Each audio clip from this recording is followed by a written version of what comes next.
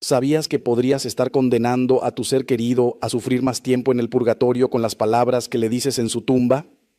Hermanos, lo que voy a revelarles hoy puede cambiar para siempre la forma en que se relacionan con sus difuntos.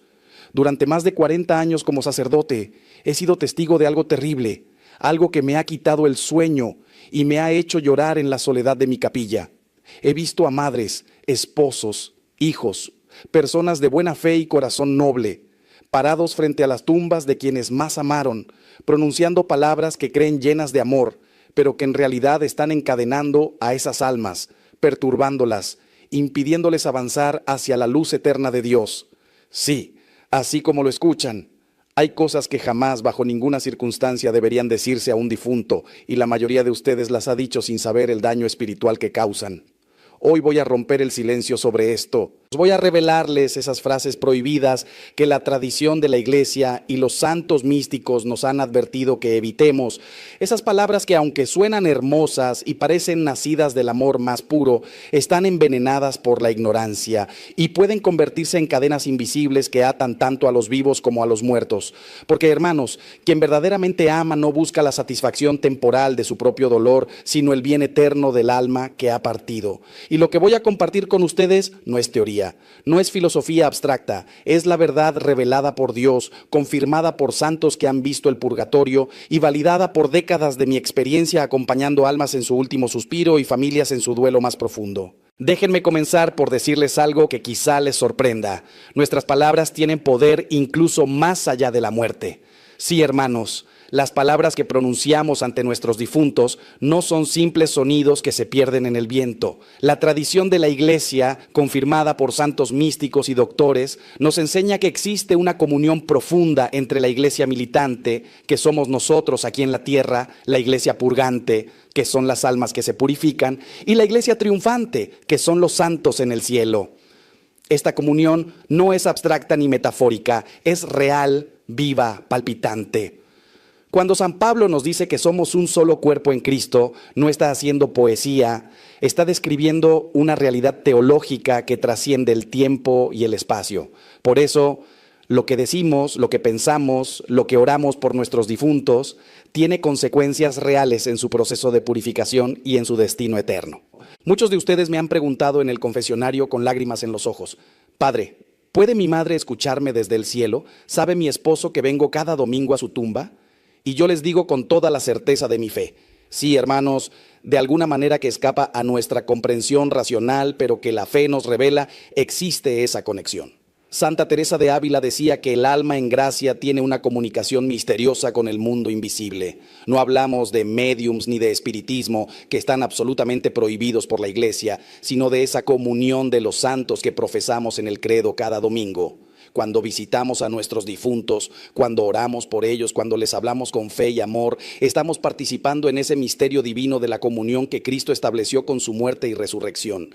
Pero aquí viene lo importante, lo que muchos ignoran y que causa tanto daño espiritual. Así como nuestras buenas palabras, nuestras oraciones y nuestro amor pueden ayudar a un alma en su camino hacia Dios, también nuestras palabras equivocadas pueden convertirse en obstáculos.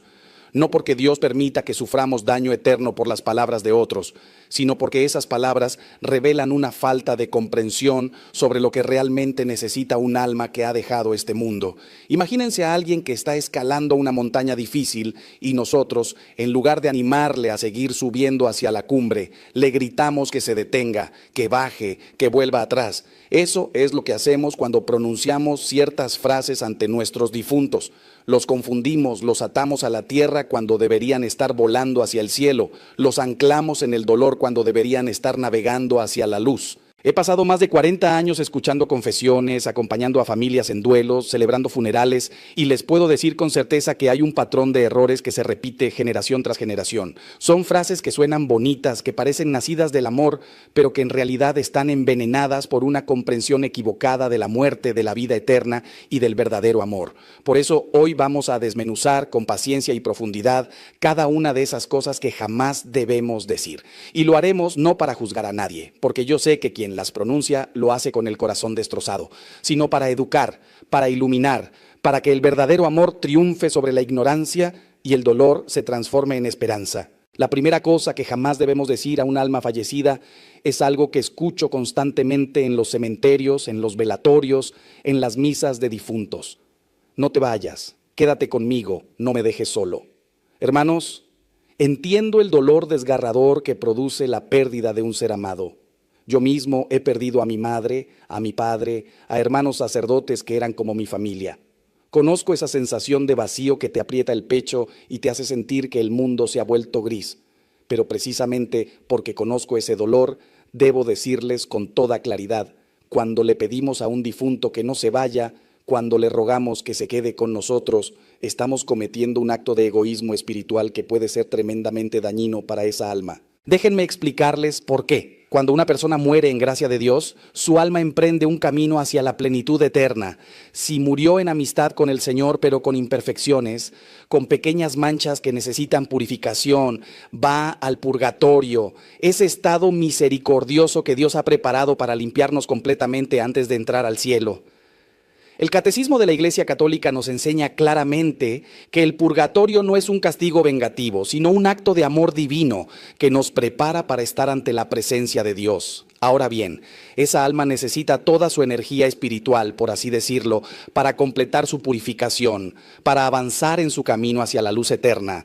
Cuando nosotros desde la tierra le suplicamos que se quede, que no se vaya, que permanezca atada a este mundo, estamos creando un conflicto emocional que puede retrasar su proceso de purificación. Santa Catalina de Génova, que recibió revelaciones profundas sobre el purgatorio, explicaba que las almas en ese estado tienen un deseo ardiente, casi violento, de llegar a Dios.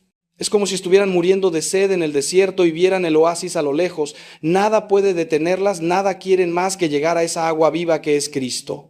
Pero cuando los seres queridos en la tierra las llaman constantemente, cuando las atan con peticiones egoístas de permanencia, estas almas experimentan un conflicto terrible entre el amor natural que sienten por quienes dejaron atrás y el amor sobrenatural que las impulsa hacia Dios.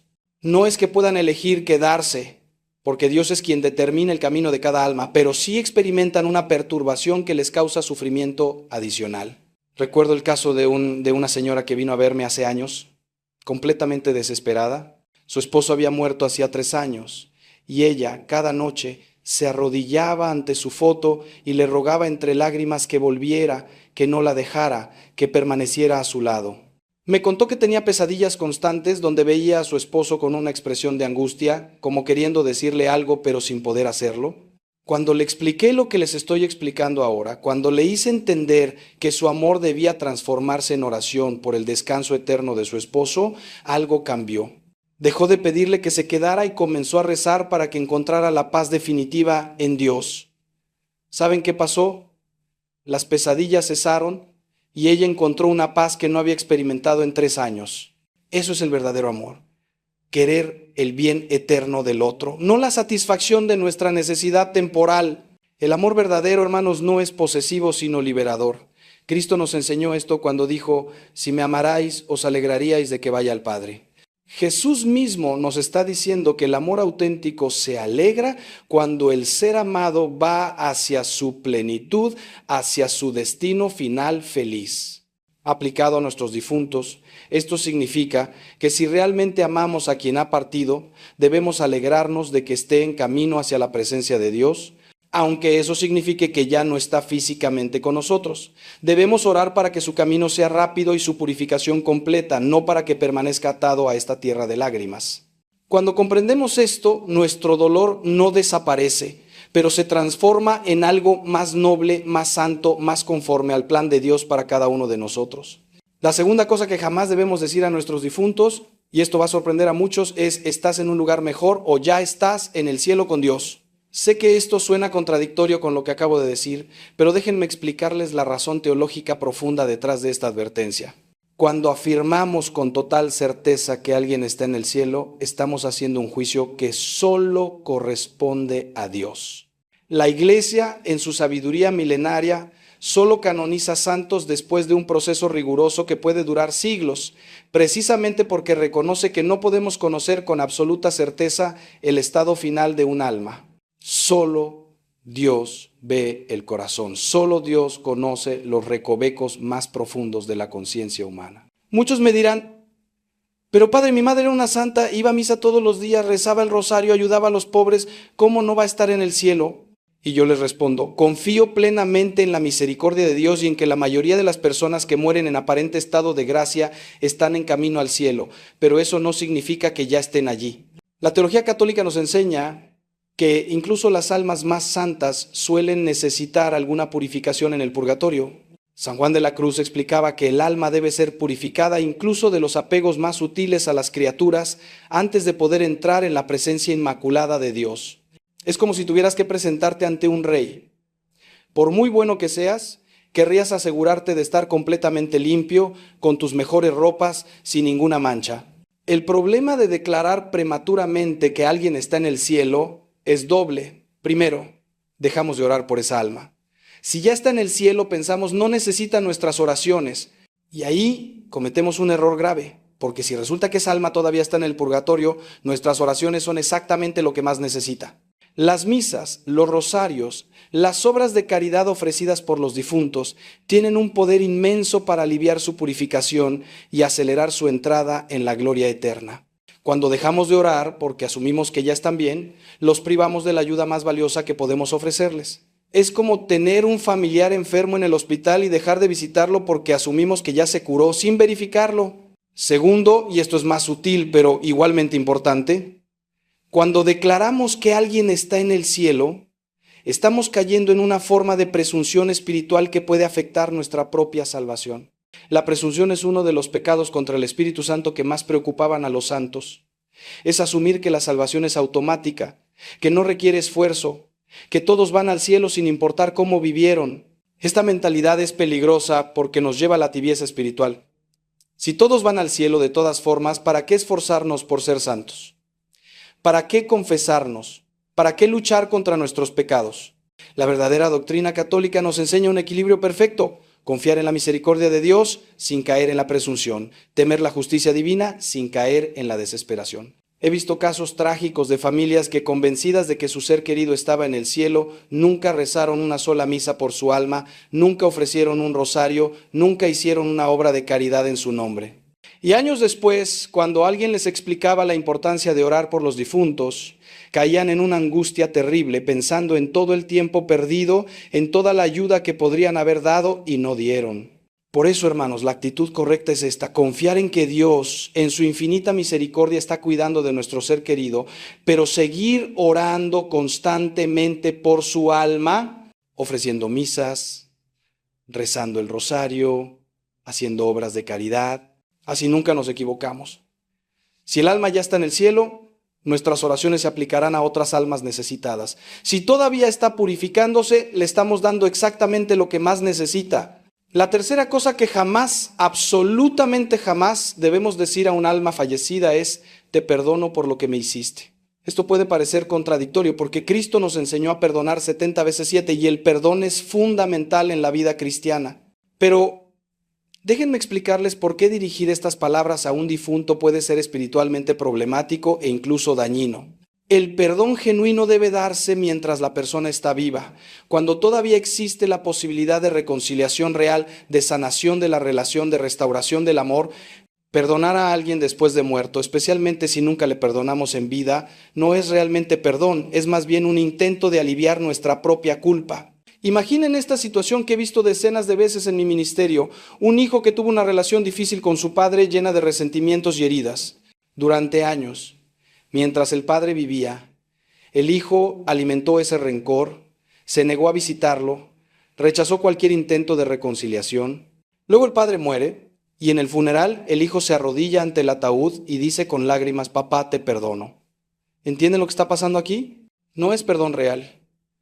Es remordimiento, es culpa. Es el intento desesperado de aliviar el peso de haber perdido la oportunidad de reconciliarse cuando todavía era posible. El padre, si está en el purgatorio o en el cielo, no necesita ese perdón póstumo. Lo que necesitaba era el perdón mientras vivía, cuando podía experimentarlo, cuando podía responder a él. El verdadero problema teológico aquí es que estamos invirtiendo el orden correcto de las cosas. Cuando alguien muere, entra en la eternidad donde ya no hay cambio, donde su estado fundamental está fijado. Si murió en gracia de Dios, está en proceso de purificación o ya en la gloria. Si murió en pecado mortal, está en el infierno. En cualquiera de estos estados, nuestro perdón no cambia nada en su situación eterna. Lo que sí cambia algo es nuestro propio corazón, nuestra propia conversión. Por eso, si tenemos algo que perdonar a un difunto, debemos hacerlo en nuestro interior, ante Dios, quizá en el sacramento de la confesión, pero no como un acto dirigido al difunto como si él necesitara nuestra absolución. Además, hermanos, hay algo incluso más profundo que debemos considerar. Cuando morimos y comparecemos ante el juicio particular de Dios, experimentamos lo que los teólogos llaman la iluminación de la conciencia. En ese momento, vemos nuestra vida completa con la claridad de Dios mismo. Vemos cada pecado cometido, cada oportunidad de bien desperdiciada, pero también experimentamos la misericordia infinita del Señor. Un alma que está en el purgatorio o en el cielo ya ha pasado por esa experiencia. Ya ha visto con claridad sobrenatural todo el daño que causó a otros, incluyéndonos a nosotros. Si está en el purgatorio, está siendo purificada de todo eso. Si está en el cielo, ya está completamente transformada en amor. ¿Qué sentido tiene entonces nuestro perdón? Es como querer darle un vaso de agua a alguien que ya está nadando en un océano. Lo que sí debemos hacer, y esto es crucial, es perdonar de verdad en nuestro corazón, no como un favor que hacemos al difunto, sino como una liberación de nosotros mismos. El resentimiento, hermanos, es un veneno que bebemos esperando que mate al otro. Cuando nos aferramos al rencor contra alguien que ya murió, no le estamos haciendo daño a él que ya está en manos de Dios, sino a nosotros mismos que seguimos envenenándonos con esa amargura. Por eso, en lugar de ir a la tumba a decir te perdono, deberíamos ir a la confesión y decirle a Dios: Señor, ayúdame a sanar esta herida, ayúdame a soltar este resentimiento, ayúdame a recordar a esta persona con caridad. Y luego orar por su alma, pedir a Dios que tenga misericordia de ella, ofrecer una misa por su descanso eterno. Eso es mucho más valioso que cualquier perdón declarado ante una tumba. Ahora déjenme hacerles una pregunta que quizá los esté inquietando en este momento. ¿Qué pasa con las almas que dejamos partir sin reconciliarnos, sin perdonar, sin sanar las heridas?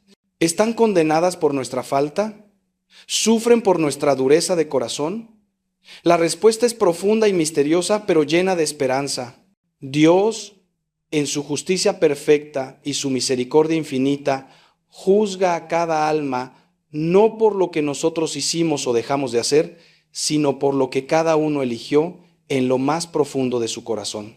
Si una persona murió arrepentida de sus faltas, confiada en la misericordia divina, nuestro perdón o falta de perdón en vida no determina su destino eterno, pero sí nos afecta a nosotros.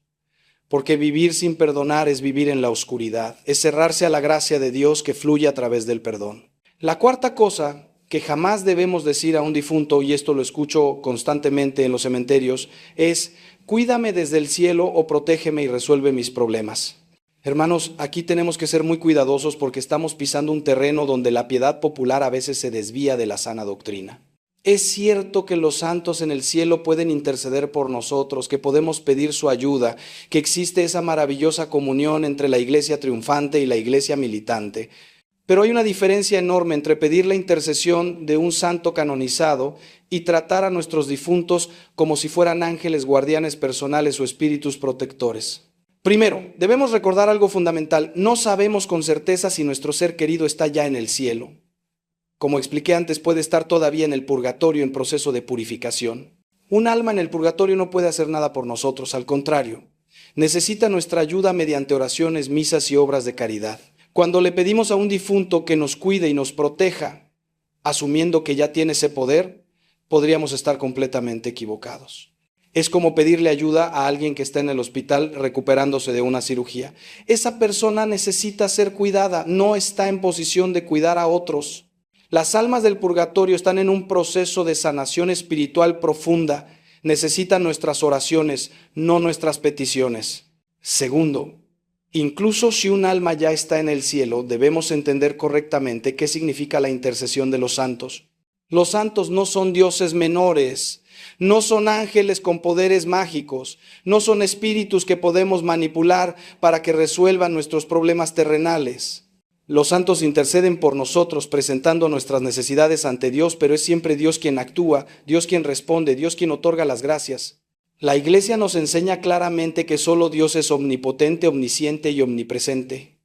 Solo Dios puede estar escuchando simultáneamente millones de oraciones en todo el mundo. Los santos, por gloriosos que sean, siguen siendo criaturas limitadas, aunque estén en la presencia de Dios.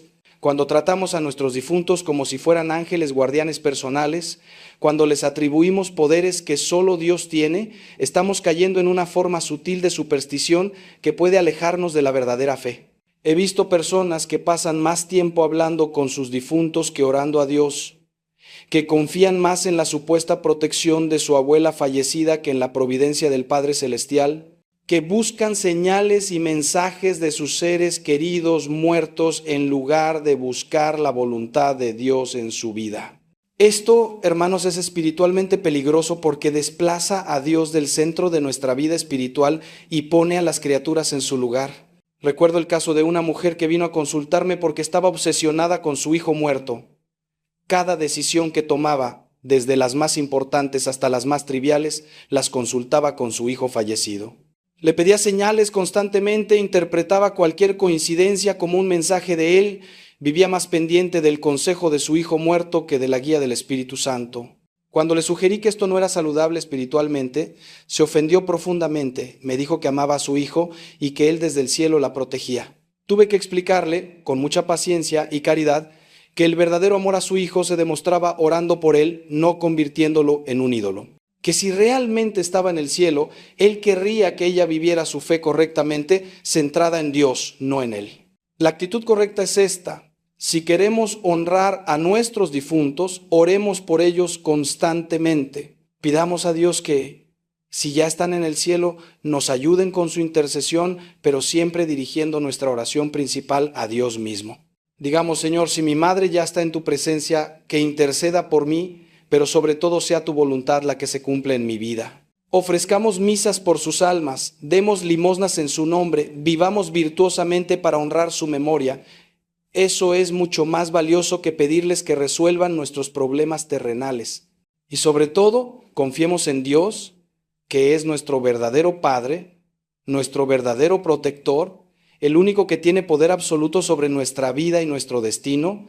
La quinta cosa que jamás debemos decir a un alma fallecida es algo que tristemente se ha vuelto muy común en nuestra cultura moderna. Sé que me estás enviando señales, o dame una señal de que estás bien. Hermanos, aquí entramos en un terreno muy delicado que roza con el ocultismo y el espiritismo, cosas que la Iglesia condena absolutamente.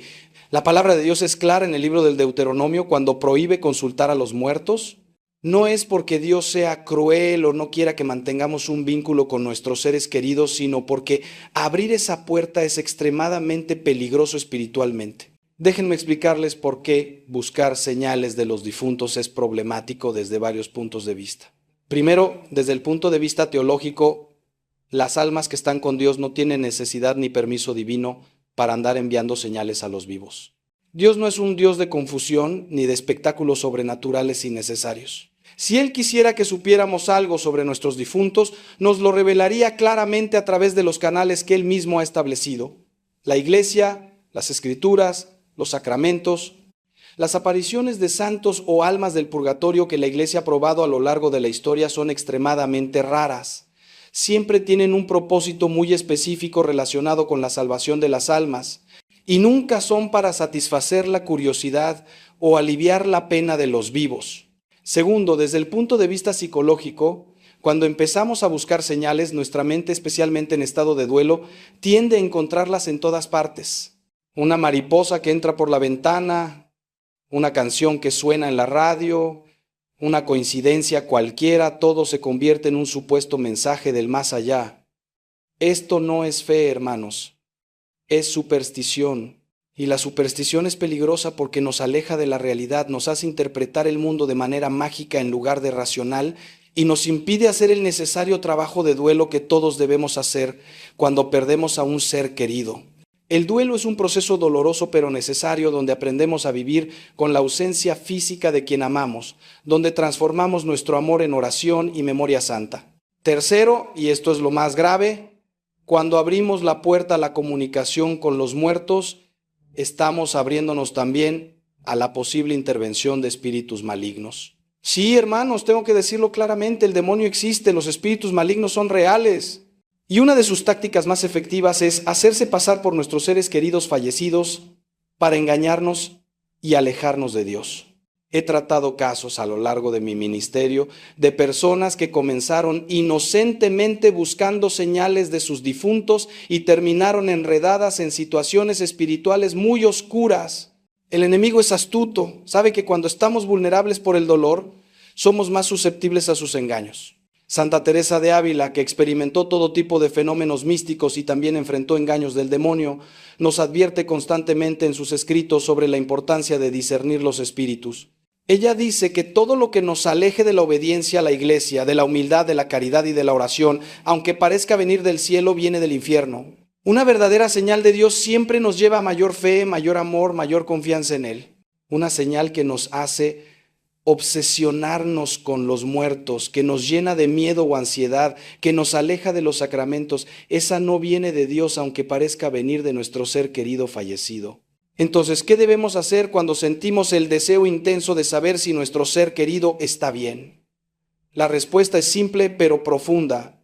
Confiemos en Dios. Él ama a nuestro difunto infinitamente más de lo que nosotros podríamos amarlo.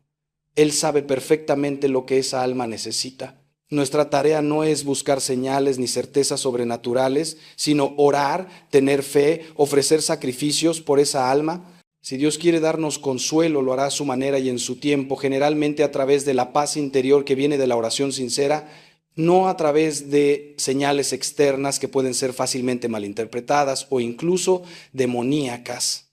He aquí algo que debería hacerles reflexionar profundamente. ¿Qué pasaría si descubrieran que todas esas señales que han estado interpretando como mensajes de sus seres queridos, en realidad son solo coincidencias naturales o peor aún, engaños del enemigo?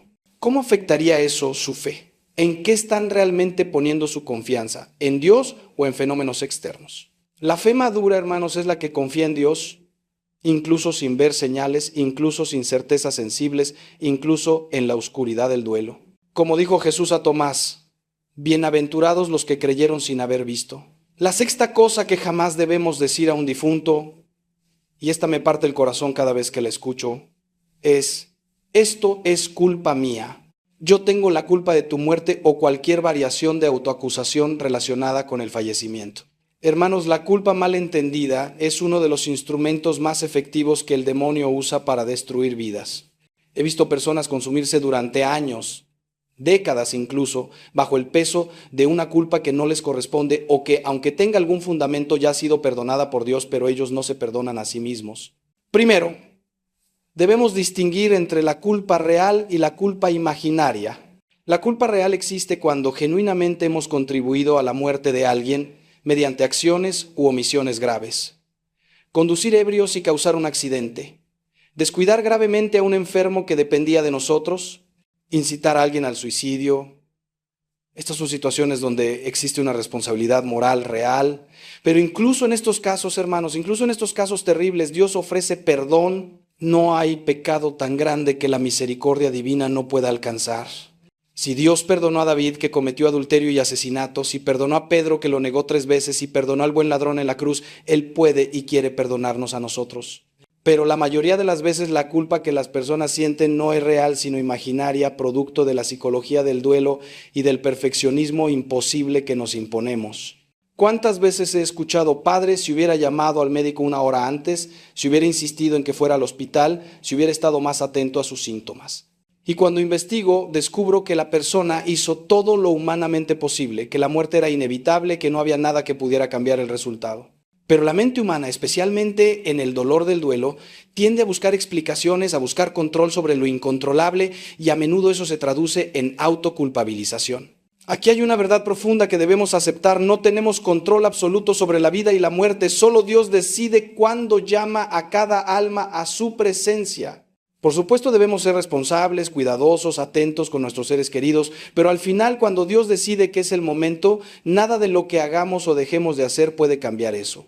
Job lo expresó perfectamente cuando, después de perder todo, dijo: el Señor dio, el Señor quitó, bendito sea el nombre del Señor. Esta es la actitud de fe madura que debemos cultivar: reconocer la soberanía de Dios sobre la vida sin caer en el fatalismo, ser responsables sin caer en la presunción de que controlamos el destino. El problema de ir a la tumba de alguien y decirle esto es culpa mía es múltiple. Primero, no le ayuda en nada a esa alma. Si está en el purgatorio o en el cielo, no necesita nuestras confesiones de culpa, necesita nuestras oraciones.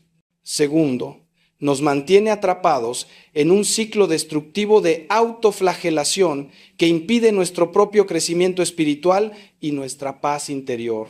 Tercero, y esto es muy importante, es una forma de orgullo espiritual disfrazado de humildad. Sí, hermanos, orgullo, porque estamos asumiendo que tenemos más poder del que realmente tenemos, que somos tan importantes que podríamos haber alterado los planes de Dios si solo hubiéramos hecho esto o aquello. La actitud correcta cuando sentimos culpa por la muerte de alguien es esta. Primero, hacer un examen de conciencia honesto. ¿Realmente hice algo gravemente mal?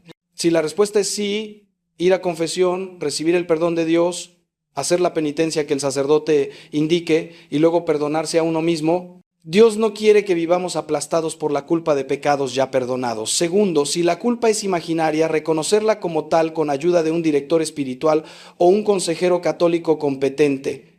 Tercero, transformar esa energía de culpa en algo positivo, ofrecer misas por el alma del difunto, hacer obras de caridad en su nombre, vivir virtuosamente para honrar su memoria. Eso es infinitamente más valioso que martirizarse con autoacusaciones estériles. La séptima cosa que jamás debemos decir a un difunto es ¿por qué me hiciste esto o por qué me abandonaste?, especialmente en casos de suicidio. Hermanos, aquí tocamos uno de los dolores más profundos y complejos que un ser humano puede experimentar. El suicidio de un ser querido deja heridas que sangran durante años, preguntas que parecen no tener respuesta, un dolor mezclado con rabia, culpa y confusión. He acompañado a decenas de familias devastadas por el suicidio de un hijo, un esposo, una madre, y sé que no hay palabras fáciles para este sufrimiento. Pero precisamente porque el dolor es tan intenso, debemos ser muy cuidadosos con lo que decimos y pensamos. Cuando le preguntamos a un difunto, ¿por qué me hiciste esto?, estamos cometiendo varios errores graves. Primero, estamos asumiendo que la persona actuó contra nosotros, que su muerte fue un acto de agresión o abandono dirigido a nosotros. En el caso del suicidio, esto rara vez es cierto. La persona que se quita la vida está en un estado de sufrimiento psicológico tan intenso que su capacidad de razonar está gravemente comprometida. La mayoría de las veces no están pensando en el daño que causarán a otros. Están simplemente tratando de escapar de un dolor insoportable que sienten que no tiene otra salida. La Iglesia, en su sabiduría y compasión creciente sobre este tema, ha evolucionado en su comprensión del suicidio. El catecismo actual explica que trastornos psíquicos graves, la angustia, el miedo intenso, pueden disminuir enormemente o incluso anular la responsabilidad moral de quien se suicida. Esto no significa que el suicidio sea moralmente aceptable. Sigue siendo un acto objetivamente grave porque viola el quinto mandamiento y usurpa el derecho de Dios sobre la vida humana. Pero sí significa que no podemos juzgar el estado eterno de quien se suicida. Solo Dios conoce las circunstancias interiores, el grado de libertad real que tenía la persona en ese momento terrible. Por eso, hermanos, cuando alguien que amamos muere por suicidio, nuestra respuesta no debe ser el reproche, sino la compasión y la oración intensísima. En lugar de preguntarle, ¿por qué me hiciste esto?, deberíamos estar rogando a Dios, Señor, ten misericordia de esta alma que sufrió tanto que no encontró otra salida a su dolor. Tú que conoces su corazón mejor que nadie, tú que eres infinitamente misericordioso, recíbela en tu reino. Y a mí, que quedo destrozado por esta pérdida, dame la fuerza para seguir adelante, para sanar, para encontrar sentido en medio de este dolor incomprensible. He visto el poder sanador de esta actitud. Recuerdo particularmente a un padre cuyo hijo adolescente se suicidó. Durante meses iba al cementerio cada día a gritarle al hijo, ¿por qué me hiciste esto? ¿Por qué fuiste tan egoísta? ¿No pensaste en mí, en tu madre? Su rabia era comprensible pero destructiva. Con el tiempo, con ayuda espiritual y psicológica, pudo transformar esa rabia en compasión.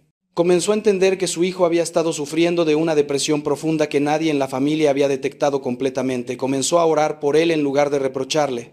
Y encontró una paz que parecía imposible meses atrás.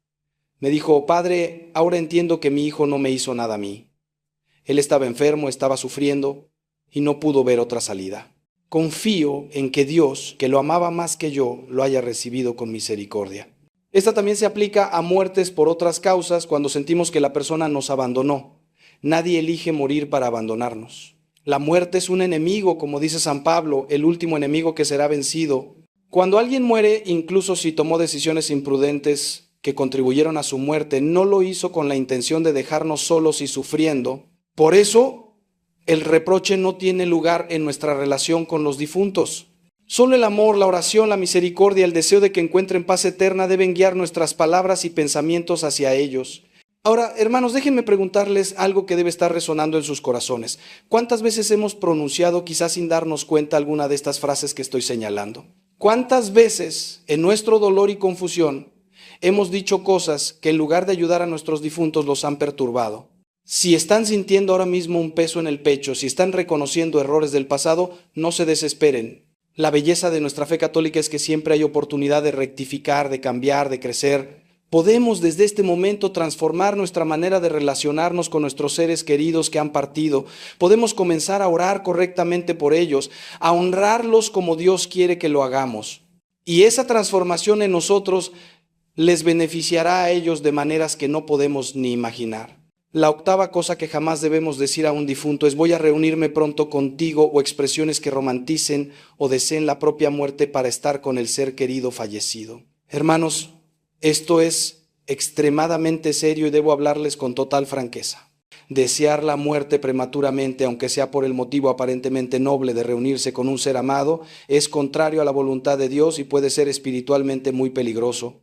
Dios nos ha dado la vida con un propósito específico. Cada día que vivimos es una oportunidad para crecer en santidad, para servir a otros, para reparar nuestros pecados, para glorificar a Dios con nuestras acciones. Cuando expresamos el deseo de morir antes de que Dios nos llame, estamos rechazando implícitamente ese plan divino para nuestra vida. Estamos diciendo, en efecto, mi deseo de estar con esta persona muerta es más importante que cumplir la misión que Dios me ha encomendado en esta tierra. Esto es una forma de rebelión espiritual, aunque esté disfrazada de amor.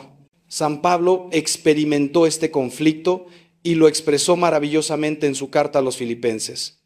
Me siento apremiado por las dos partes. Por una parte, deseo partir y estar con Cristo, lo cual ciertamente es mucho mejor, pero por otra, quedarme en la carne es más necesario para ustedes. Pablo deseaba estar con Cristo, el deseo más noble que puede tener un cristiano, pero reconocía que mientras Dios lo mantuviera en la tierra, había trabajo que hacer, almas que servir, propósito que cumplir. Si el gran apóstol aceptó permanecer en esta vida a pesar de su deseo de estar con el Señor, ¿cuánto más nosotros debemos aceptar el tiempo que Dios nos concede, aunque estemos separados temporalmente de nuestros seres queridos? Además, hay un peligro muy real y muy grave aquí. Este tipo de expresiones pueden ser la antesala del suicidio o de comportamientos autodestructivos. He visto personas que comenzaron simplemente expresando el deseo romántico de reunirse pronto con su ser querido fallecido, y poco a poco ese deseo se fue intensificando hasta convertirse en pensamientos suicidas activos. El demonio, hermanos, es astuto. Él toma nuestros sentimientos más nobles, nuestros afectos más puros, y los tuerce, los pervierte, los usa para llevarnos a la destrucción. Si estamos constantemente diciéndole a nuestro difunto que queremos morir para estar con él, estamos abriendo una puerta muy peligrosa en nuestra psique y en nuestra vida espiritual. Recuerdo vívidamente el caso de una viuda que perdió a su esposo después de 40 años de matrimonio. Al principio, sus expresiones eran moderadas. Extraño tanto a mi marido, no veo la hora de estar con él en el cielo. Pero con el tiempo, esas expresiones se volvieron más intensas y oscuras. Ya no quiero vivir sin él, cada día es una tortura, Dios debería llevarme ya. Cuando vino a verme, estaba al borde del suicidio. Tuve que trabajar intensamente con ella, junto con un psicólogo católico, para ayudarla a entender que su vida todavía tenía valor, propósito, sentido. Tenía nietos que la necesitaban, una comunidad parroquial donde servía, un testimonio de fe que dar. Lentamente, muy lentamente comenzó a sanar. Hoy, años después, me dice que está agradecida de haber superado ese periodo oscuro, que ha encontrado nuevo sentido a su vida y que cuando Dios la llame en su tiempo, no antes, se reunirá con su esposo en la eternidad. La actitud correcta es esta. Podemos desear estar en el cielo con nuestros seres queridos, porque el cielo es nuestro destino final y allí experimentaremos la plenitud del amor y la comunión. Pero ese deseo debe estar siempre subordinado a la voluntad de Dios. Deberíamos orar. Señor, cuando sea tu voluntad, cuando haya cumplido mi misión en esta tierra, llámame a tu presencia donde podré reencontrarme con aquellos que amo.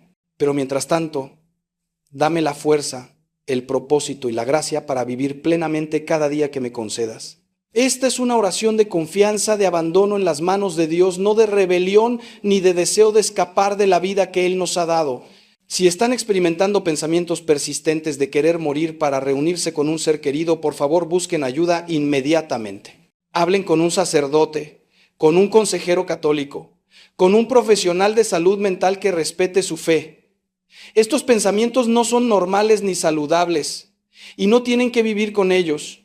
Dios quiere que vivan abundantemente como Cristo prometió, que encuentren gozo y propósito incluso en medio del dolor de la pérdida. La vida es un don precioso que no debemos despreciar bajo ninguna circunstancia. La novena cosa que jamás debemos decir a un difunto es algo que suena muy espiritual, pero que es teológicamente problemático. Te rezo, pero no como a los santos, sino como si estuvieras aquí conmigo hablando.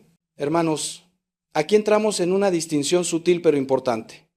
Hay una diferencia entre la oración litúrgica a los santos, que la Iglesia aprueba y fomenta, y el tipo de conversación informal y constante con los difuntos que algunas personas practican y que puede rayar en el espiritismo.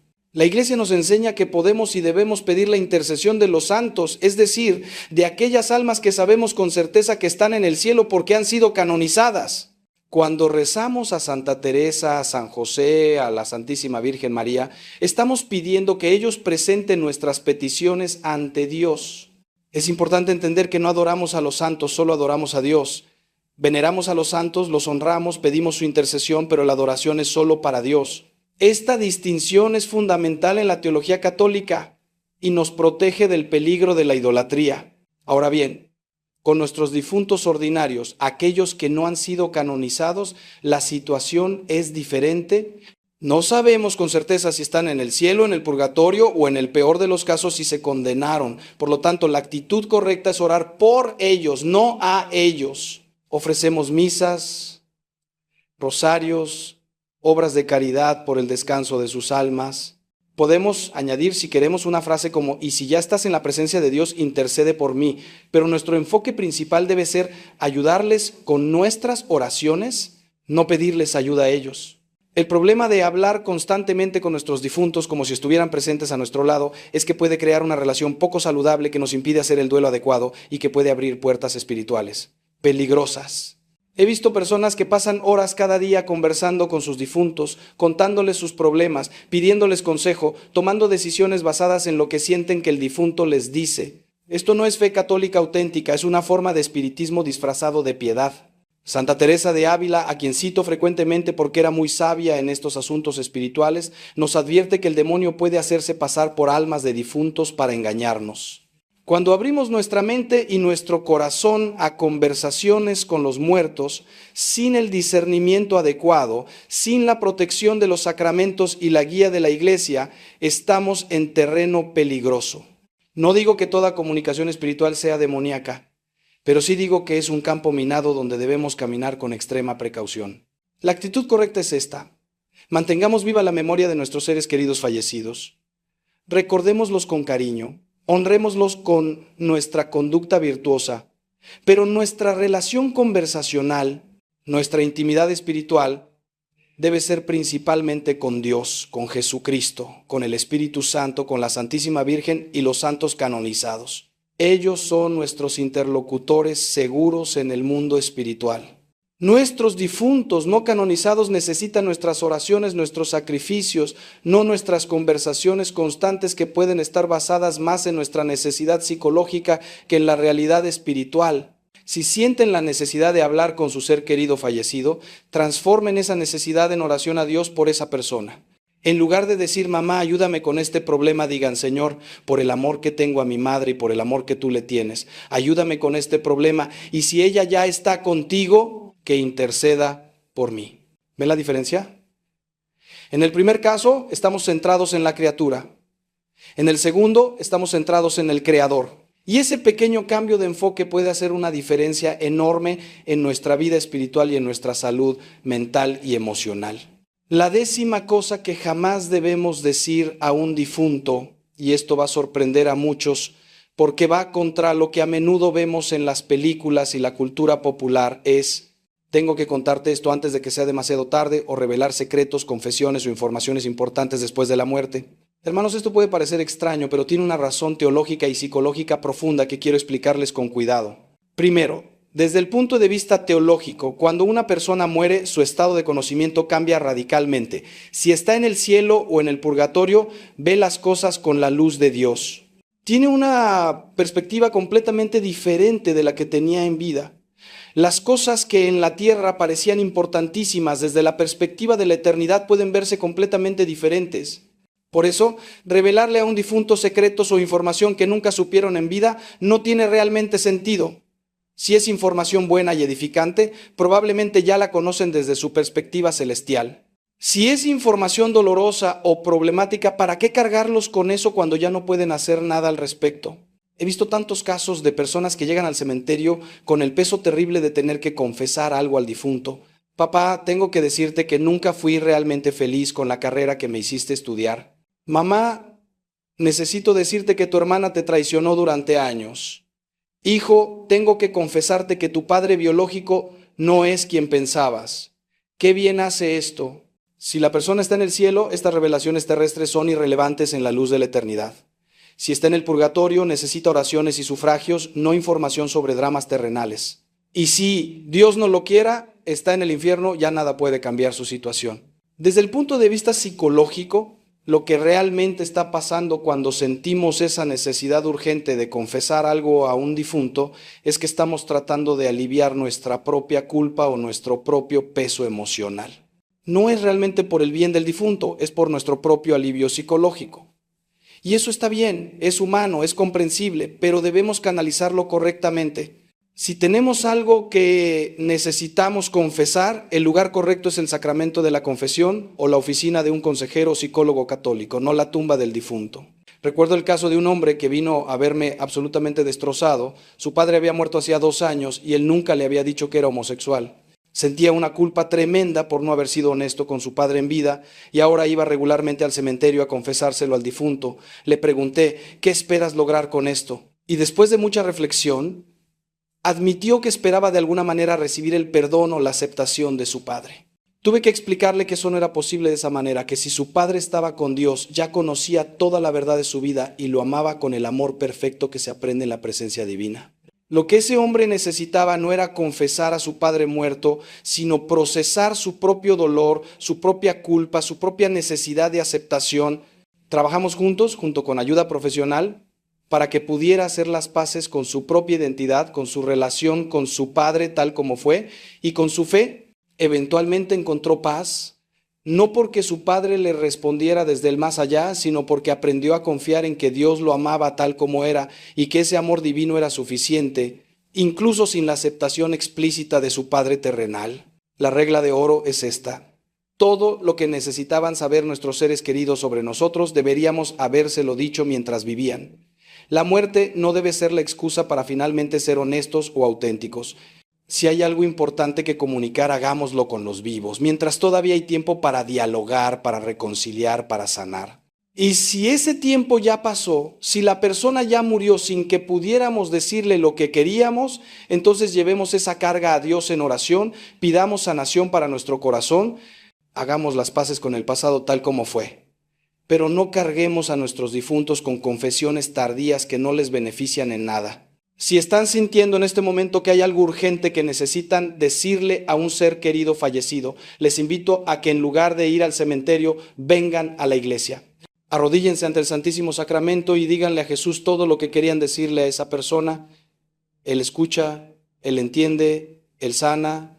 Y si esa persona está con Él en el cielo, de alguna manera misteriosa que no comprendemos, pero que la fe nos asegura, esa comunicación a través de Cristo será mucho más real y efectiva que cualquier monólogo en un cementerio. La 11ª cosa que jamás debemos decir a un difunto es: te prometo que, seguido de promesas imposibles de cumplir o que nos atan de manera poco saludable. Hermanos, en el dolor intenso del duelo, especialmente en esos primeros momentos después de la muerte de un ser querido, tendemos a hacer promesas dramáticas. Te prometo que nunca te olvidaré. Te prometo que cuidaré a tus hijos como si fueran míos. Te prometo que nunca me volveré a casar. Te prometo que seguiré tu sueño aunque no sea el mío. Estas promesas aunque nacen del amor y de un corazón destrozado, pueden convertirse en cadenas que nos aprisionan durante décadas. Primero debemos entender que nuestros difuntos no necesitan nuestras promesas. Si están con Dios, ya no tienen preocupaciones terrenales. Santa Teresita del Niño Jesús dijo que pasaría su cielo haciendo el bien sobre la tierra, pero no se refería a controlar las vidas de quienes dejó atrás, sino a interceder por la salvación de las almas. Un alma en el cielo desea nuestra felicidad, nuestro crecimiento, nuestra libertad en Cristo, no que estemos atados por promesas que limitan nuestra vida. Si un alma está en el purgatorio, lo único que necesita es nuestra oración y nuestros sufragios, no nuestras promesas de comportamientos específicos. Segundo, muchas de estas promesas son humanamente imposibles de cumplir. Nunca te olvidaré, suena romántico, pero la verdad es que con el tiempo, naturalmente y saludablemente, el dolor agudo se suaviza, los recuerdos se vuelven menos frecuentes, la vida continúa. Esto no es traición, es el proceso natural y necesario del duelo. Dios nos diseñó con la capacidad de sanar, de adaptarnos, de seguir adelante. Prometerte a un difunto que nunca lo olvidarás puede convertirse en una fuente de culpa cada vez que notes que pasaste un día sin pensar en él, cada vez que te sorprendas sonriendo o disfrutando de la vida. Más preocupante aún son las promesas que limitan nuestro futuro de maneras significativas. He conocido viudas y viudos que prometieron en la tumba de su cónyuge nunca volver a casarse. Y años después, cuando encontraron a alguien con quien podrían ser felices nuevamente, se sintieron atrapados por esa promesa hecha en un momento de dolor extremo. He conocido padres que prometieron a un hijo muerto que dedicarían el resto de su vida a una causa específica, descuidando a sus otros hijos vivos que también necesitaban atención y amor. He conocido personas que prometieron continuar los sueños de un difunto, abandonando sus propios llamados y vocaciones. Hermanos, nuestras promesas más sagradas son las que hicimos a Dios. Los votos matrimoniales para quienes están casados. Los votos religiosos para quienes están consagrados, las promesas bautismales que todos hemos hecho, esas son las promesas que realmente importan y que debemos cumplir con toda nuestra fuerza. Cualquier otra promesa, especialmente las hechas en momentos de intenso dolor emocional, deben ser evaluadas cuidadosamente a la luz de la razón, la fe y el consejo espiritual prudente. La actitud correcta es esta: en lugar de hacer promesas dramáticas a nuestros difuntos, hagamos compromisos razonables y saludables. En lugar de prometer nunca olvidarte, comprometámonos a honrar su memoria de manera apropiada. En lugar de prometer nunca volver a casarme, comprometámonos a respetar su memoria, pero también a estar abiertos a lo que Dios tenga planeado para nuestro futuro. En lugar de prometer cumplir todos tus sueños, comprometámonos a vivir virtuosamente de manera que los honre. Estos compromisos son flexibles, razonables y nos permiten crecer y cambiar a medida que procesamos el duelo y avanzamos en la vida. Si ya han hecho promesas a un difunto que ahora sienten que los están limitando de manera poco saludable, quiero que sepan esto: no están obligados moralmente por esas promesas.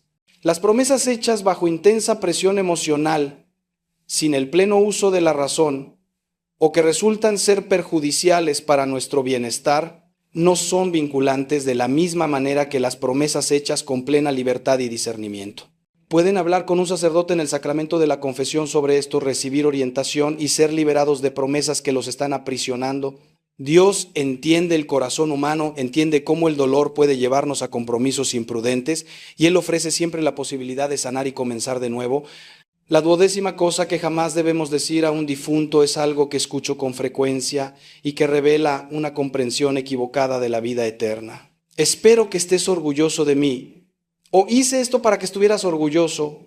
Hermanos, esto puede sonar bonito e inofensivo, incluso edificante, pero tiene problemas teológicos sutiles que debemos entender.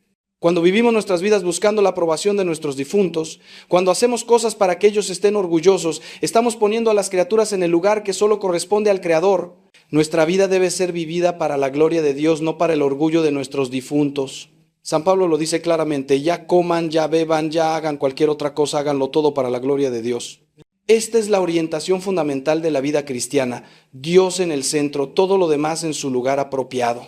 Cuando invertimos esto y vivimos para hacer sentir orgullosos a nuestros padres muertos, a nuestro cónyuge fallecido, a nuestro hijo que partió, estamos creando una forma sutil de idolatría que puede desviar nuestra vida espiritual. Además, si nuestros seres queridos están en el cielo, su perspectiva sobre el orgullo es completamente diferente de la perspectiva terrenal. En el cielo no existe el orgullo en el sentido humano de satisfacción personal o validación del ego. Lo que existe es amor puro, deseo del bien del otro, alegría en la santidad. Un padre en el cielo no se siente orgulloso de su hijo de la manera que se sentía en la tierra, más bien se regocija cuando ve a su hijo crecer en santidad, acercarse a Dios, cumplir su vocación, y se entristece cuando ve a su hijo alejarse de Dios, vivir en pecado, desperdiciar su vida, sin importar cuánto éxito terrenal tenga. He visto personas que han vivido vidas enteras tratando de hacer sentir orgullosos a padres muertos, logrando éxitos profesionales impresionantes, acumulando riquezas, alcanzando fama, pero descuidando completamente su vida espiritual, sus relaciones, su propia felicidad genuina. Y cuando finalmente se dan cuenta de que han estado viviendo la vida que creían que sus padres querían en lugar de la vida que Dios les llamó a vivir, el arrepentimiento es profundo. Es una forma de vivir para los muertos en lugar de vivir para Dios. Recuerdo particularmente un caso de un joven médico que vino a verme en crisis. Había estudiado medicina porque su padre, también médico, había muerto cuando él era adolescente y sentía que debía continuar el legado familiar. Había tenido éxito profesional, pero era profundamente infeliz. Me confesó que su verdadera vocación era la enseñanza, que siempre había querido ser maestro, pero había estudiado medicina para que mi padre estuviera orgulloso. Le pregunté, ¿crees que tu padre, si está en el cielo viendo las cosas con la claridad de Dios, preferiría que fueras un médico miserable o un maestro feliz y santo?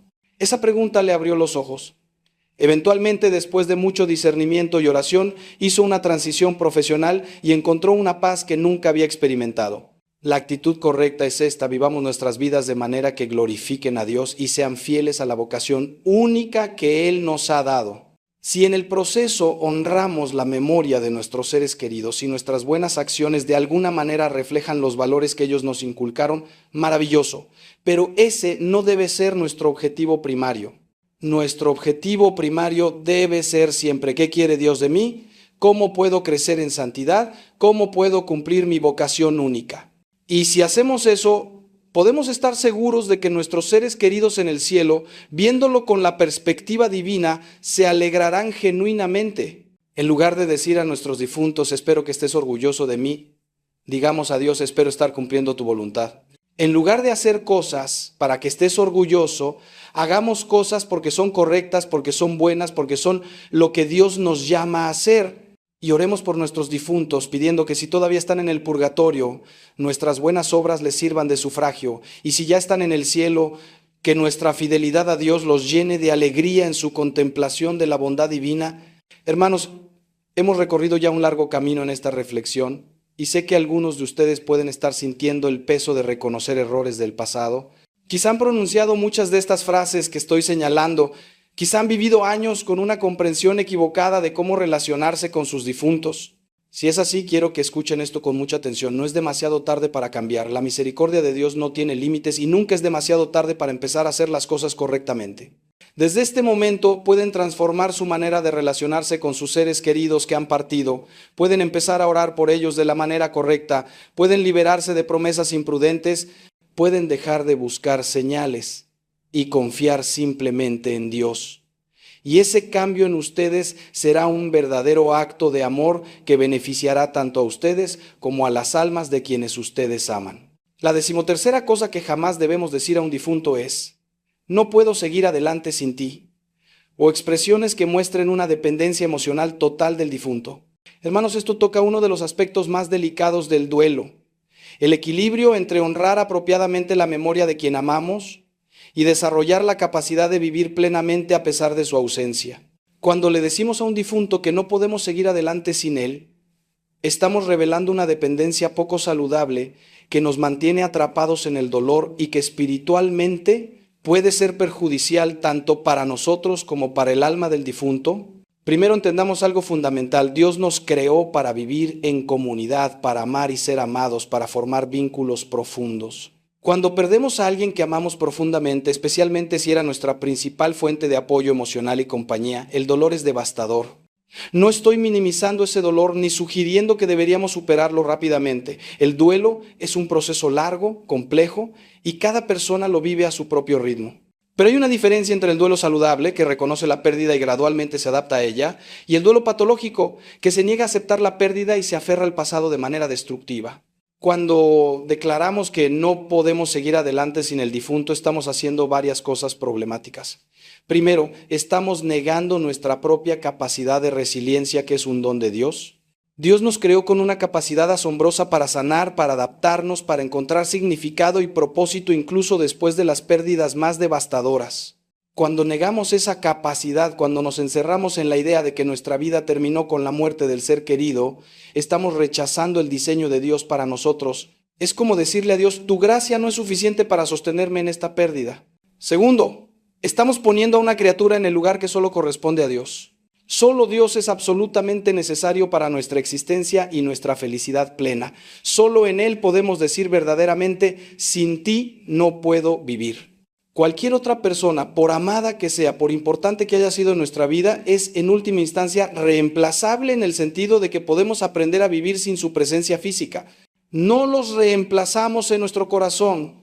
Sus recuerdos permanecen, su influencia continúa, pero aprendemos a vivir, a funcionar, a encontrar momentos de alegría a pesar de su ausencia. He acompañado a tantas personas que años después de perder a un ser querido seguían repitiendo como un mantra: no puedo vivir sin él, no puedo seguir adelante. Y lo trágico es que esta declaración se convierte en una profecía autocumplida. Convencidos de que no pueden seguir adelante, no lo hacen. Rechazan oportunidades de crecimiento, de nuevas relaciones, de nuevas experiencias, porque sienten que hacerlo sería traicionar al difunto. Se congelan en el tiempo del momento de la muerte y viven como zombies emocionales, técnicamente vivos, pero no realmente viviendo.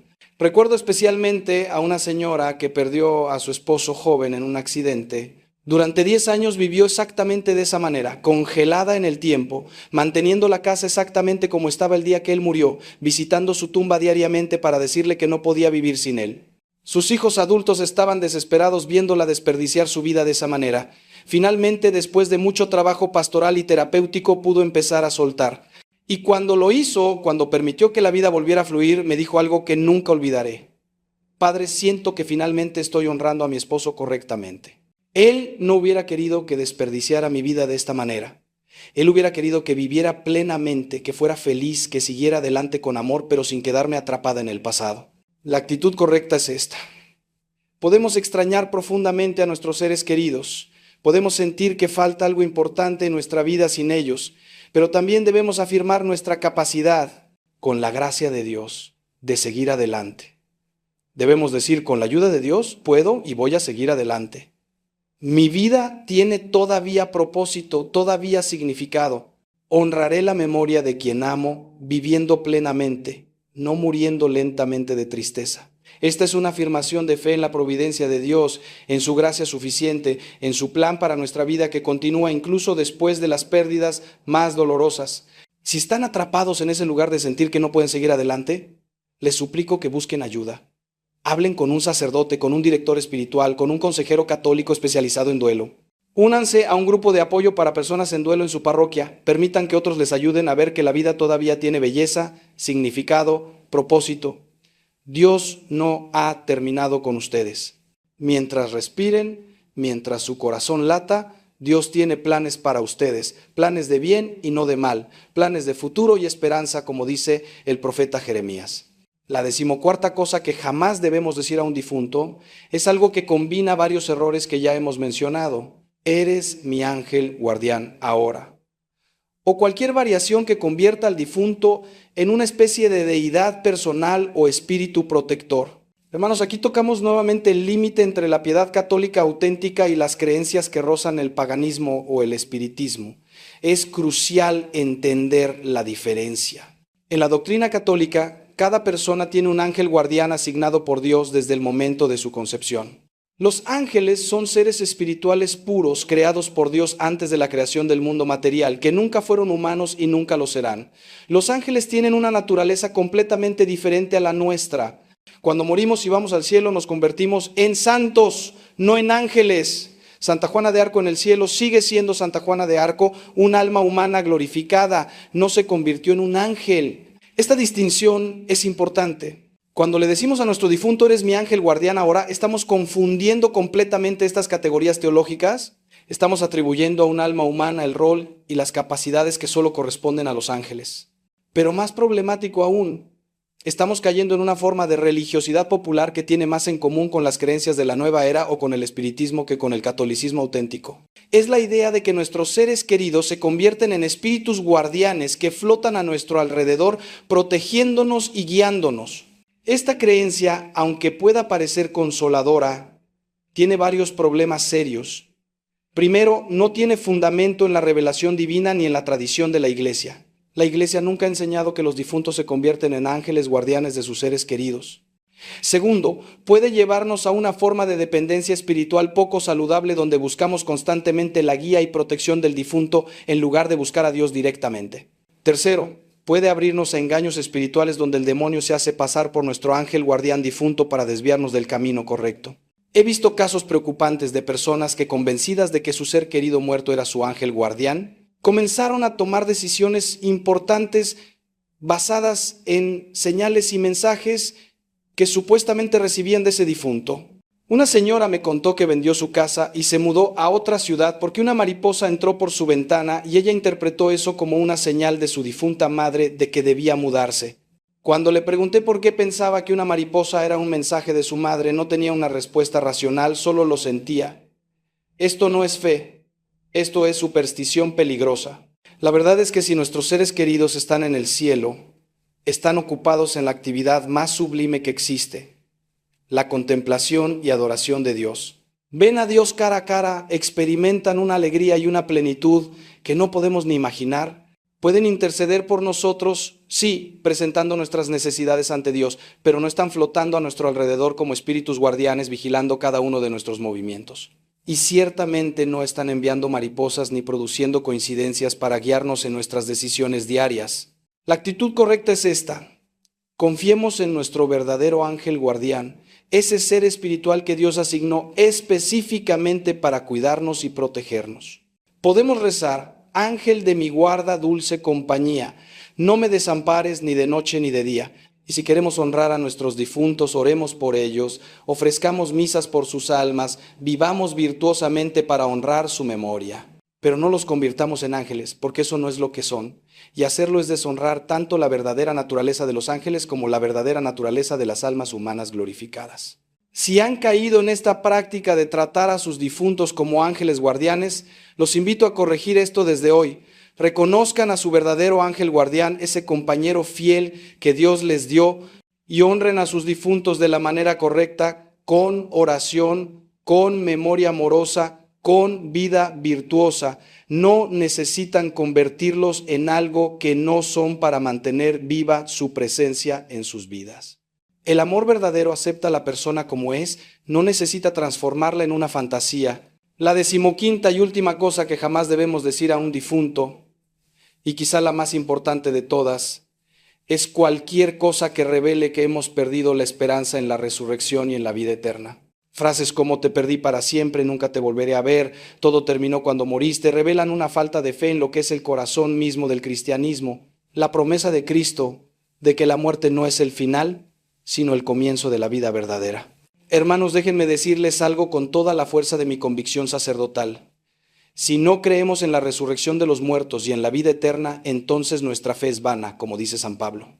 El cristianismo no es simplemente una filosofía de vida, un conjunto de reglas morales, una organización social. Es fundamentalmente la proclamación de que Cristo venció a la muerte, que Él resucitó y que todos los que mueren en Él resucitarán también para vida eterna.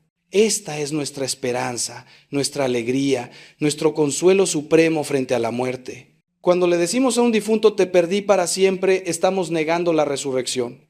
Estamos diciendo implícitamente que la muerte tiene la última palabra, que el sepulcro es el final de la historia. Pero Cristo nos enseñó exactamente lo opuesto. Él dijo: yo soy la resurrección y la vida. El que cree en mí, aunque muera, vivirá. En el credo profesamos: espero la resurrección de los muertos y la vida del mundo futuro. Esto no es poesía ni metáfora, es la verdad central de nuestra fe. La separación que experimentamos cuando un ser querido muere es real, dolorosa, devastadora, pero es temporal. No hemos perdido a esa persona para siempre. Nos hemos separado de ella por un tiempo. Si esa persona murió en gracia de Dios, y si nosotros también perseveramos en la fe hasta el final, nos reuniremos en la resurrección final. No solo volveremos a vernos, viviremos juntos en la presencia de Dios por toda la eternidad, en cuerpos glorificados, sin dolor, sin lágrimas, sin separación. Santa Mónica, la madre de San Agustín, expresó esta verdad maravillosamente cuando estaba muriendo. Su hijo estaba angustiado porque ella iba a morir lejos de su tierra natal y no sería enterrada junto a su esposo. Ella le dijo: entierra este cuerpo donde quieras, no te preocupes por eso, solo te pido que me recuerdes en el altar del Señor donde quiera que estés. ¿Ven la diferencia? Ella no estaba preocupada por los detalles terrenales de dónde estaría su cuerpo, porque sabía que lo importante era dónde estaría su alma y la certeza de la resurrección futura. He tenido el privilegio de acompañar a muchas personas en sus últimos momentos de vida y les puedo decir que los que mueren con fe verdadera en la resurrección tienen una paz que sobrepasa todo entendimiento. No ven la muerte como el final terrible, sino como el paso hacia la plenitud. Y esa fe no solo los consuela a ellos, sino también a sus seres queridos que quedan atrás. Porque si realmente creemos que volveremos a ver a nuestros difuntos en la resurrección, el dolor de la separación temporal, aunque sigue siendo real, se vuelve soportable. La actitud correcta frente a nuestros difuntos es esta: nos hemos separado por un tiempo, pero confío en la promesa de Cristo de que si ambos perseveramos en la fe, nos reuniremos en la vida eterna. Hasta entonces, oro por ti, te recuerdo con amor y trato de vivir de tal manera que sea digno de esa reunión futura. Esta es una perspectiva de fe, de esperanza, de amor que trasciende la muerte. No es negar el dolor de la pérdida actual, es situarla en el contexto más amplio de la eternidad. Hermanos míos, hemos llegado al final de este largo recorrido por las cosas que jamás debemos decir a nuestros difuntos. Sé que ha sido intenso, que quizá algunos de ustedes han sentido incomodidad al reconocer errores que han cometido, pero quiero que entiendan que mi intención nunca ha sido juzgarlos ni hacerlos sentir culpables. Mi única intención ha sido iluminar, educar, guiar, para que de ahora en adelante puedan relacionarse con sus seres queridos fallecidos de una manera que sea verdaderamente beneficiosa para ellos y para ustedes. Si hay algo que quiero que se lleven de todo lo que hemos hablado es esto: el verdadero amor a nuestros difuntos se demuestra no con palabras emotivas en el cementerio, no con promesas dramáticas, no buscando señales o tratándolos como ángeles guardianes, sino con oración constante, con misas ofrecidas por sus almas, con obras de caridad hechas en su nombre y sobre todo con una vida virtuosa que los honre y que nos prepare para el reencuentro eterno en la presencia de Dios. Cada misa que ofrezcamos por nuestros difuntos, cada rosario que recemos por ellos, cada obra de caridad que hagamos en su memoria, tiene un valor incalculable para sus almas si todavía están en el purgatorio. Y si ya están en el cielo, esas oraciones y obras se aplicarán a otras almas necesitadas, multiplicando el bien. Nunca es tiempo perdido orar por los difuntos. La Iglesia en su sabiduría dedica todo el mes de noviembre de manera especial a la oración por las almas del purgatorio. Deberíamos aprovechar ese mes cada año para intensificar nuestras oraciones y sufragios por quienes hemos amado y que han partido. También quiero que comprendan que el duelo saludable no significa olvidar a nuestros seres queridos ni dejar de amarlos. Significa aprender a vivir con su ausencia física de una manera que nos permita seguir creciendo, seguir amando, seguir sirviendo a Dios y a otros. Significa transformar el amor que teníamos por ellos en vida, en oración por sus almas y en motivación para vivir virtuosamente. Significa mantener viva su memoria pero sin quedar atrapados en el pasado. Significa confiar en que, si ambos somos fieles, nos reuniremos en la eternidad donde no habrá más separación. Si están pasando por un duelo en este momento, si el dolor de perder a alguien que aman es tan intenso que sienten que no pueden respirar, quiero que sepan que no están solos. Cristo mismo experimentó el dolor de la pérdida. Lloró ante la tumba de su amigo Lázaro. Él entiende su dolor, lo acompaña en él y ofrece su gracia para sostenerlos. No tengan miedo de llorar, no tengan miedo de sentir el dolor, pero tampoco se queden atrapados en él para siempre. Permitan que el tiempo, la oración, el apoyo de la comunidad cristiana y sobre todo la gracia de Dios hagan su trabajo sanador en su corazón. Y si hay heridas sin sanar relacionadas con un difunto, si hay palabras que quisieron decir y nunca dijeron, si hay perdón que necesitan dar o recibir, llévenlo todo ante el Señor en oración. Él puede sanar lo que parece imposible de sanar. Él puede traer paz donde solo hay tormento. Él puede restaurar relaciones que parecían rotas más allá de toda reparación. No subestimen el poder sanador de Dios que opera incluso más allá de la barrera de la muerte. Antes de despedirme, quiero dejarles con una oración que pueden usar cuando visiten la tumba de un ser querido o cuando oren por los difuntos en su casa. Esta es una oración que respeta la doctrina católica, que honra apropiadamente a los difuntos y que pide lo que realmente necesitan. Pueden decir: Señor Jesucristo, que venciste la muerte y abriste las puertas del cielo, te encomiendo el alma de tu servidor que ha partido de este mundo. Si todavía está en el purgatorio purificándose para entrar en tu presencia, te ruego que por tu infinita misericordia abrevies su purificación. Que las oraciones de tu iglesia, el sacrificio de la misa y las obras de caridad que ofrecemos le sirvan de alivio y consuelo. Y si ya está en tu presencia gozando de la vida eterna, que interceda por mí y por todos los que le amamos, para que un día podamos reunirnos en tu reino donde no habrá más llanto ni dolor. Dame, Señor, la gracia de vivir de tal manera que sea digno de ese reencuentro eterno. Por Cristo nuestro Señor. Amén. Hermanos, les pido que si este mensaje les ha tocado el corazón, si les ha ayudado a comprender mejor cómo relacionarse con sus seres queridos fallecidos, lo compartan con otros que puedan necesitarlo. Hay tantas personas sufriendo en silencio, con dudas, con culpas, con miedos relacionados con sus difuntos. Ustedes pueden ser instrumentos de Dios para llevarles luz y esperanza. Compartan este mensaje con sus familiares, con sus amigos, en sus redes sociales. Nunca sabemos a quién puede ayudar una palabra de verdad y de consuelo. También los invito a que se suscriban a este canal de YouTube, donde regularmente compartimos mensajes que buscan fortalecer su fe, iluminar su camino espiritual y ayudarlos a vivir como verdaderos discípulos de Cristo en este mundo que tanto necesita testimonios auténticos de fe. Activen las notificaciones para que no se pierdan ningún mensaje que pueda ser importante para su vida espiritual o para la de sus seres queridos. Recuerden siempre que la muerte no es el final, sino el comienzo de la vida verdadera para aquellos que mueren en Cristo. Nuestros seres queridos que han partido no están perdidos, están en las manos de Dios, que los ama infinitamente más de lo que nosotros podríamos amarlos. Nuestra tarea es orar por ellos, vivir virtuosamente para honrarlos y prepararnos para ese día bendito en que nos reuniremos en la casa del Padre, donde Él mismo enjugará toda lágrima de nuestros ojos. Que Dios los bendiga abundantemente, que la Virgen María, Madre de Misericordia, interceda por ustedes y por sus difuntos, que los santos y ángeles los acompañen en su camino, y que la paz de Cristo, que sobrepasa todo entendimiento, guarde sus corazones y sus mentes mientras esperan la resurrección gloriosa y la vida del mundo futuro. Vayan en paz y que el Señor los acompañe siempre. Los acompañe siempre. Los acompañe siempre. Los acompañe siempre. Los acompañe siempre. Los acompañe siempre. Los acompañe siempre. Los acompañe siempre. Los acompañe siempre.